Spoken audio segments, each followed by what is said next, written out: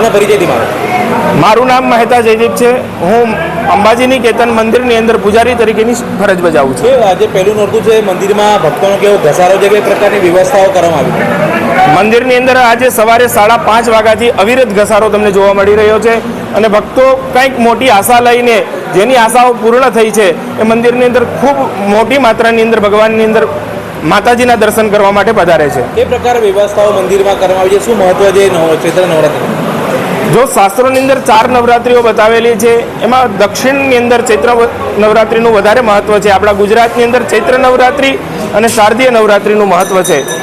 તો એ નવરાત્રિનું વિશેષ કરીને આપણા સુરતની અંદર અંબાજી નિકેતન મંદિરની અંદર ચૈત્ર નવરાત્રિનું ખૂબ મહત્વ છે અને લોકો અલગ અલગ શ્રદ્ધાઓના આકાંક્ષાઓ લઈ અને માતાજીના આગળ આવે અને અરજીઓ કરે છે।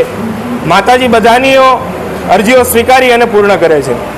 મંદિરમાં કઈ પ્રકારે વ્યવસ્થા ભક્તજનો માટે? ભક્તજનો માટે મંદિરની અંદર રેલિંગો મૂકવામાં આવેલી છે, ખૂબ બધા સ્વયંસેવકો મૂકવામાં આવેલા છે, ઠંડા પાણીના કુલરો મૂકવામાં આવેલા છે અને ઉપર આ ગરમીનો માહોલ છે અને ઉપર પંખાઓ પણ મૂકેલા છે, જેથી કરીને આવેલ ભક્તજન શાંતિથી માતાજીના દર્શન કરી શકે।